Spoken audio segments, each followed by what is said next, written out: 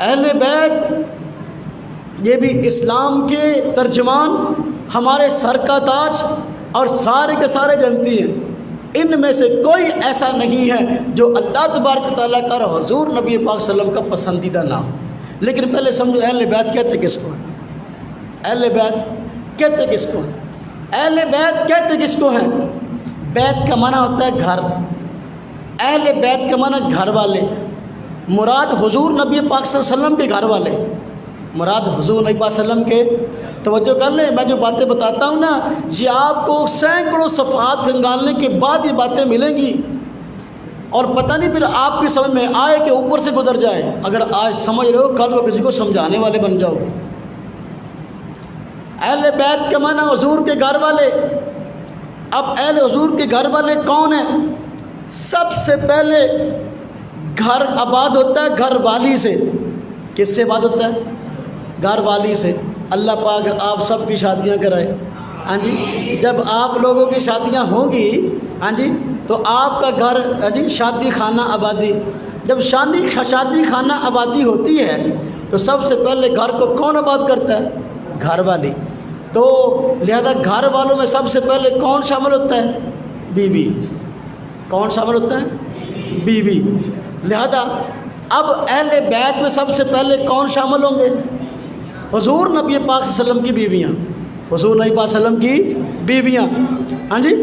اب ظلم دیکھو، یہ مرزا جیلمی، اس کے جو استاد ہیں جتنے روافظ ہیں یہ شیعہ ہیں، شیعہ حضرات روافظ کہتے ہیں، روافظ بھی کہتے ہیں کہ یہ اہل بیت میں حضور نبی پاک صلی اللہ علیہ وسلم کی بیویاں شامل نہیں ہیں لیکن اولاد شامل ہے۔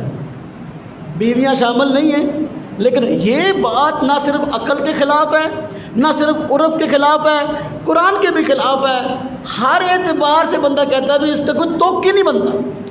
روافظ شیعہ حضرات کہتے ہیں کہ حضور کی بیویاں اہل بیت نہیں، لہذا اہل بیت کے جو فضائل آئے ہیں حضور کی بیویوں پر فٹ نہیں ہوتے۔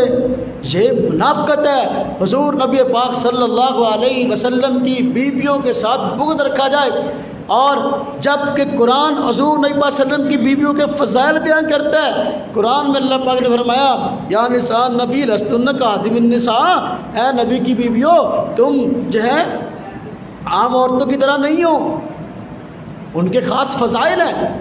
اب قرآن کریم خود بتاتا ہے کہ حضور نبی پاک صلی اللہ علیہ وسلم کی بیویاں اہل بیت میں شامل ہیں۔ اللہ پاک نے اس رکوع کے سورہ احزاب کے اندر، رکوع کے اندر حضور نبی پاک صلی اللہ علیہ وسلم کی بیویوں کو، ازواج کو مخاطب کر کے ان کے متعلق احکام کو بھی نازل کیا، ان کی شان کو بھی بیان کیا۔ اللہ پاک نے یہ بھی فرمایا وَأَزْوَاجُ أُمَّهَاتُهُمْ، حضور کی بیویاں امت کی مائیں ہیں۔ اب اللہ پاک نے فضائل بھی بیان کیے اور مسائل بھی بیان کیے۔ اسی رکوع کے اندر جہاں فضائل اور مسائل ہیں، اللہ پاک حضور کی بیویوں کو متوجہ کرتے ہوئے فرماتے ہیں انما یرید اللہ لیذھب عنکم الرجس اہل البیت، کہ اللہ پاک چاہتے ہیں ہر قسم کی گندگی کو تم سے دور کر دیں اے نبی کے گھر والوں۔ جب قرآن پاک کی اس سے پہلی آیتیں ساری کی ساری حضور کی بیویوں کے متعلق ہیں اور اس کے بعد والی آیتیں حضور کی بیویوں کے متعلق ہیں، تو یہ آیت کس کے متعلق ہوگی؟ حضور کی بیوی کے متعلق۔ اب رافضی اور رافضی نما ذیل یہ کہتا ہے کہ نہیں، اس آیت میں فضیلت جو ہے حضور کی بیویوں کی نہیں ہے بلکہ اولاد کی ہے۔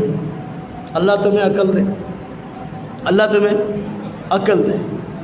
اب دیکھو میں نے کہا یہ بات قرآن کے خلاف ہے، قرآن پاک کی یہ آئے قرآن کریم میں سورہ ابراہیم کے اندر حضرت ابراہیم کی بیوی کو ان کے گھر کا فرد کہا گیا۔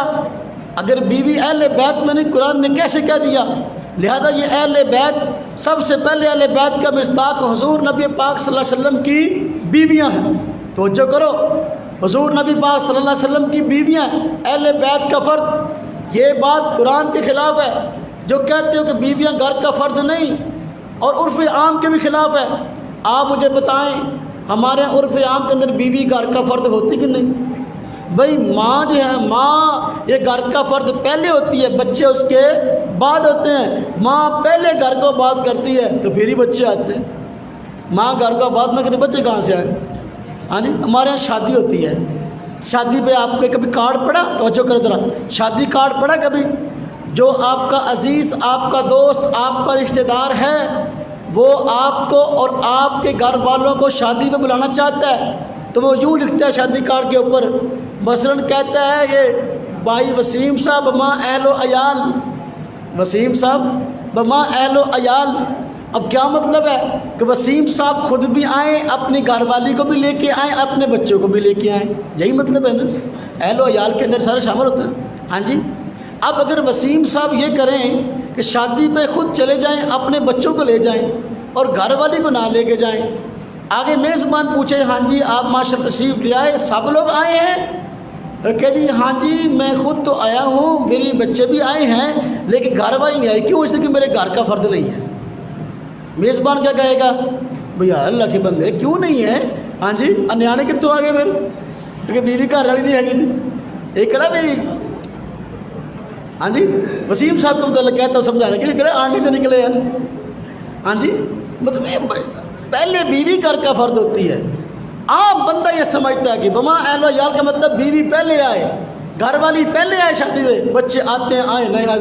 دیکھو نا جی ہوتا نہیں ہمارے یہاں کہ شادی پہ جاتے ہیں تو میاں بیوی عام طور پر جاتے ہیں، اور بچوں کو اگر زیادہ ہو تو ایک دو کو لے جاتے ہیں، بچوں کو سب کو نہیں لے کے جاتے، بلکہ ایک دو کو لے جاتے ہیں تاکہ اتنے جا کے کام خراب نہ ہوئے، اور کہنے تھے روپیہ 500 دینا سے کہا 2000 کی روٹی کھا گئے۔ ہاں جی تو بچوں میں سے پھر کسی کو چھوڑ جاتے ہیں، لیکن میاں بیوی عموماً جاتے ہیں اگر بما اہل و عیال دعوت ہو تو بیوی گھر کا فرد تو پہلے ہے۔